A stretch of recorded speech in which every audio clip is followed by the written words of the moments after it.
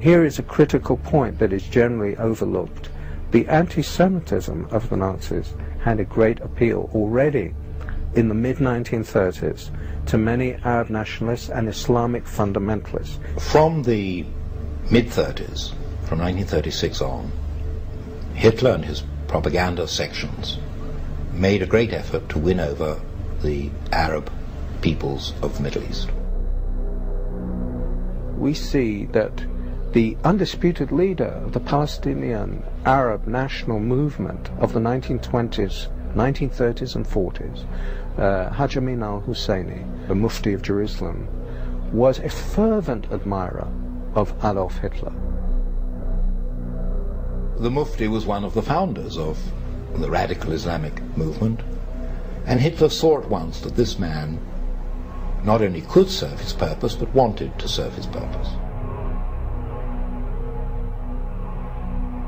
There is a very important meeting between Hitler and the Mufti of Jerusalem on the 28th of November 1941, of which we have a full protocol.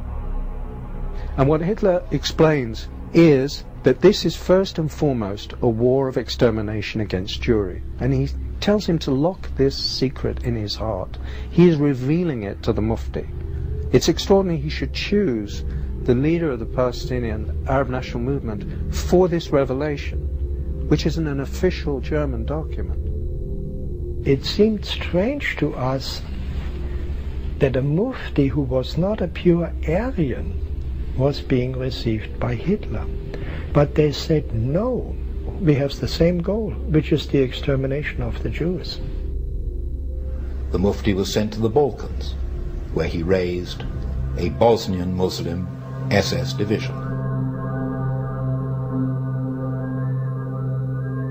He had several SS divisions, the Handschar division, for example, where they had nominally Croatian officers, but the rank and file of the unit were entirely Muslim, Arab Muslims, and they were bringing them in from all over the world.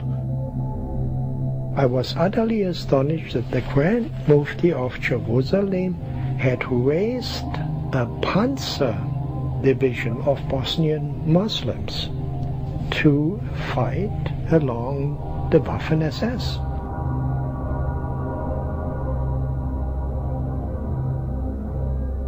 The fanatic Muslim world and Hitler both agreed that no ideology can exist beyond theirs.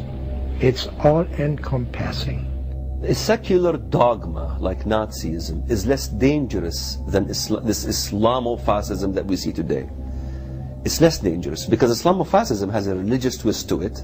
It says God the Almighty ordered you to do this, not the Führer. You know? So it is way more dangerous. It's trying to grow itself in 55 Muslim states.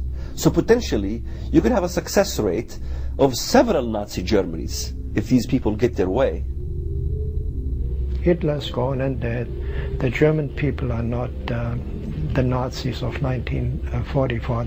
But the Muslims have never wavered in their goal, which really is, if they possibly could, to kill all of the Jews. I'm convinced of that. If radical Islamic fundamentalists had their way, we would have another Holocaust. There's absolutely no doubt about that. If al-Qaeda could produce it, they would. But what begins with the Jews never ends with the Jews, as the West, and Europe in particular, is slowly but surely beginning to understand.